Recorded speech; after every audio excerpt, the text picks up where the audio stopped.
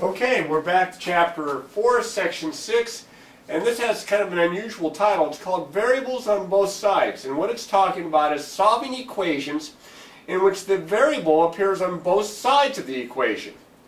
In fact, I've got a little note here for you. It says, if the variable is on both sides of the equation, you must use either the addition property of equality or the subtraction property of equality to get the variable on only one side of the equation first. Now, there are some exceptions to this that we'll see in the next section where we have to simplify first, but that's not the case in this section. We're going to get the variable on one side first by either adding or subtracting something from both sides. Then we'll undo any addition or subtraction step if necessary. Then we'll undo any multiplication or division step if necessary. So we're going to remember, get the variable on one side first. Here's a good example. A plus 9 equals 4a. My variable a is on the left side, it's on the right side.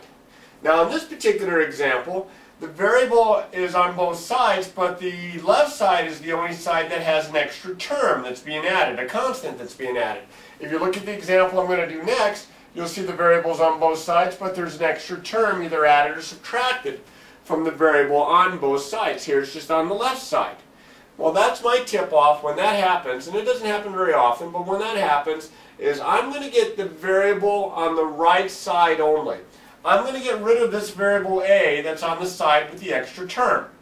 Now to get rid of an a, which is like a positive 1a, I'm going to subtract a. And I'm going to do that from both sides. I'm going to use the subtraction property of equality, and I'm going to subtract a from both sides. Now if I do that, this a and this a are going to cancel out, and I have achieved my goal in that I have my variable out of the left side, and if you look over here and combine like terms, this is like 1, this would be 3a. And I have a much simpler equation. The variable is just on the right side. In fact, what I have remaining is just a little one-step equation where my variable a is being multiplied by 3, so I will solve this by dividing both sides by 3. And 9 divided by 3 is 3, and of course these are going to cancel. As a factor of 1, I get 1a or just a. And this is my answer. Now I can check this type of an equation just like I can check the other types of equations that I've done. But in this case, when I go to plug it back into the original problem, I have to plug it in both spots because I have the variable listed twice. So I'm going to have to plug the 3 in here, and I'm going to have to plug the 3 in here. So if I check this, the 3 goes here, that would give me 3 plus 9 equals, and then if I plug the 3 in here, it would give me 4 times 3. On the left side, 3 plus 9 is 12. On the right side, 4 times 3 is 12. Well, I get the same thing on both sides. 12 equals 12 is a true statement. This is a good answer. This is about as easy as these equations get. It came out evenly, no real concerns about negatives, no fractions or decimals. The check came out pretty nice. That's not how it's going to be most times. Again, as you can see, the problems are getting a little bit tougher to solve just by looking at them and trying to plug in numbers in your head and doing all the work in your head. You need to get used to writing out the steps. Now on the right side here, 8y minus 5 equals negative, or the opposite of y plus 2. This is a little bit more involved. This is going to probably take me a couple extra steps. I am still going to get the variable on one side first. So you say, all right, you have 8y on the left. You have like a minus or an opposite of y on the right. Which one do you get rid of? Well, I usually get rid of the variable that has the smaller coefficient. This is a positive 8 for its coefficient. This is like a negative 1 here for its coefficient. Negative 1 is smaller than positive 8. So I'm going to get rid of this. That's my rule of thumb. Now, I didn't necessarily follow that on this type of a problem where you only have the one extra term. But on this type, I've got the extra terms on both sides. That's how I'm going to work these out. I'm going to get rid of, in this case, this minus 1y or negative 1y or this opposite of y. And to do that, I'm going to do the inverse. I'm going to add y. That will get rid of the opposite of y if I add y to both sides. I'm going to add y to the left side. I'm going to add y to the right side. This 8y plus, this again is like 1y here, 8y plus 1y is 9y minus 5. On the right side here, those do exactly what they're designed to do, and that's to cancel one another out, and I get a plus 2, which is a positive 2. And what I have left here is this two-step equation similar to what we were solving in the last section. So I'm going to solve this now. I'm going to undo any addition or subtraction, so I get rid of the minus 5 by adding 5. These are going to cancel out. I get 9y is equal to 2 plus 5, which is 7. Now, if you start to look at this and you say, oh, I've made a mistake somewhere along this because this isn't going to come out evenly. It's okay. Sometimes you get fractions and decimals for your answers. This one came out nice. This one isn't going to come out quite as nice. I'm going to divide both sides now by 9. And even though 9 doesn't divide evenly into y, I can still write this as a fraction, 7/9. And that's my answer. Now, if I was going to check this problem, it would be a little bit more difficult to check than some of the other problems that I've done because I would be plugging in a fraction for the variable in both spots. Now, I'm going to do this one just to show you that it should check out okay. But normally, we don't get a lot of these kinds of problems because the checks would slow you down. But it's the best way to make sure that you're doing them right. So if I plug, I'm going to do it right in the space here that I have on the board. If I plug 7/9 in here and here, I have 8 times 7/9 minus 5 is equal to the opposite of 7/9 plus 2. 8 times 7/9, that's like 8 over 1. That's going to be 56/9 minus 5. Now 5 is the same as 5 over 1. I'm going to have to get common denominators. And I get negative 7/9 plus 2 over 1. Well, my common denominator on the left and on the right is 9. So I'm going to have to get a common denominator of 9. This is 56/9 minus, multiply top and bottom by 9, 45/9. And here, multiply top and bottom by 9, 18/9. 56 minus 45 is 11. Keep the same denominator. Negative 7 plus 18 is 11. Keep the same denominator, and it checks out okay. That was a lot of arithmetic to do for this check right here. And that's this check right here.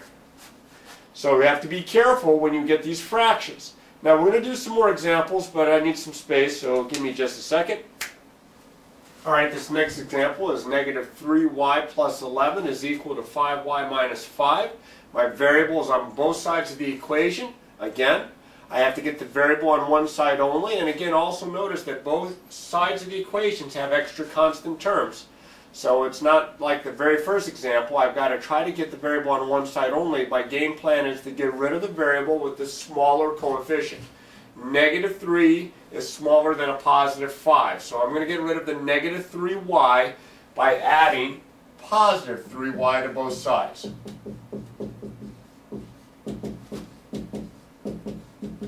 And again, I'm organized. I put my steps down one after another so I don't lose track of what I'm doing and possibly make silly mistakes. The minus 3y and the plus 3y cancel out. I get a plus or a positive 11 is equal to, now on the right side, I have 5y, I have a plus 3y, I have like terms that I'm going to combine. That's 8y minus 5. Now it's a two-step equation. I'm going to undo the subtraction before I undo the multiplication. To get rid of the minus 5, I'm going to add 5 to both sides. 11 plus 5 is 16. These are going to add up to 0, and it's just going to give me 8y. And as you can see, I'm almost done. I have to get rid of the 8. That's times the y. I'm going to divide both sides by 8.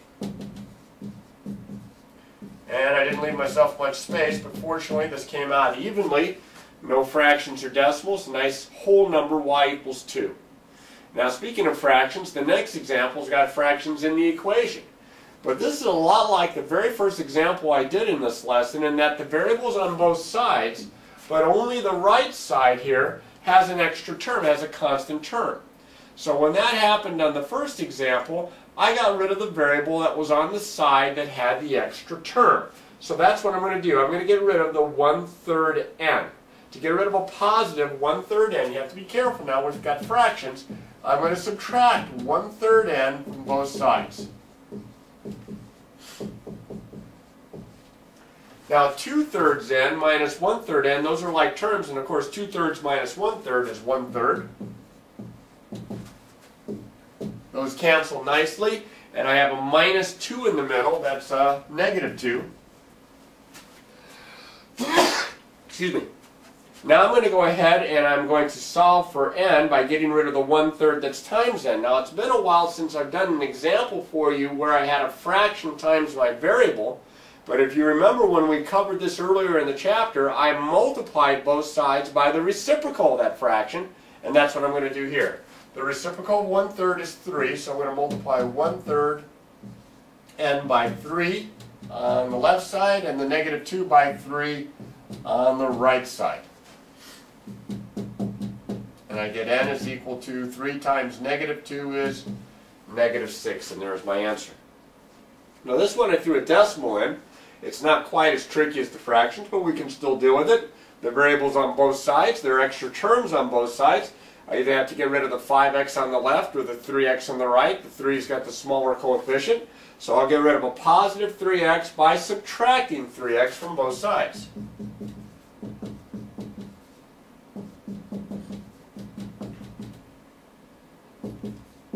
And I subtract 3x from both sides. 5x minus 3x is 2x. Minus the 2.4. These cancel and it leaves 1. Now I'm going to solve this two-step equation. I'm going to add 2.4 to undo the minus 2.4. We undo the adding or subtracting first before we undo the multiplying or dividing. And I get 2x equals 1 plus 2.4 is 3.4. I'm running out of space here, but I'm going to solve for x by dividing both sides by 2. And I get x is equal to 1.7. Hopefully you can still see that okay. 1.7 there. Alright, now there are two special cases that occur with these kinds of equations that have never happened to us before with any other type of equation that we've solved. And that's what I'm going to discuss next, but let me clear this off. Okay, back to here. I have two special cases written down because these cases occur when you have the variable on both sides of the equation. Up to this section, we haven't had that occur. We haven't had the variable on both sides. It's always been on either the left or on the right, but never both. When the variable appears on both sides, then one of two things could happen. They don't happen very often, but they could happen. Here's an example right away. You see I have the variable on both sides. I'm going to solve for my variable here by getting rid of the 2x. I'm going to subtract 2x, and I'm going to do that from both sides. So if I subtract 2x from both sides, look what's going to happen here. These are going to cancel. I get 8. These are going to cancel, and I get 5, which is clearly a false statement. This is known as a contradiction. When the variable drops out of both sides, you're just trying to get rid of the variable. I was just trying to get rid of the variable on the right side, but it disappeared on both, and I'm left with a false statement. This is a contradiction, and there's no solution. Now you can write no solution. Sometimes they use this symbol like this.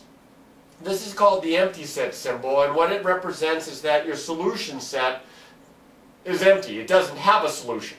So you can write it this way, you can write it this way. Now that's the first type. This again is called a contradiction. Alright? Now we don't write down contradiction. If we're trying to give the answer, we state that there isn't an answer. This is just the type of equation that we have. Now in this example here, I have the variable on both sides, but I put a little extra here because I have like terms on the left side. 2x minus x is 1x. Now if I get rid of the variable on the right side, if I get rid of the x by subtracting x, I'll have to subtract x from both sides. This x cancels with this x and I get 4. These two x's cancel out and I get 4, and this time though I have a true statement. Both sides the variable disappears and it leaves me with a true statement. Here it left me with a false statement, but this time it leaves me with a true one. What this means, it's not quite the same as that. This means any number I plug in is going to work. Every real number. So what we can do is we can write all real numbers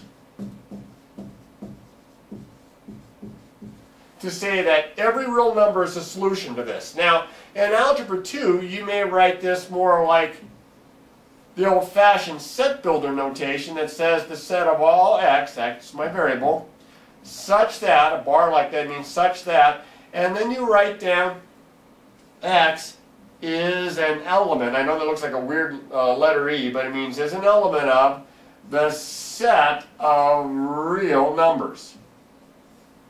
That's a little fancy there for you to remember how to write it out, but if you see that notation, it pretty much just means x can be any real number. This is called an identity. We don't write down identity, we write down all real numbers when this occurs. So these are two special cases. They happen once in a while, just enough for you to remember them. Okay?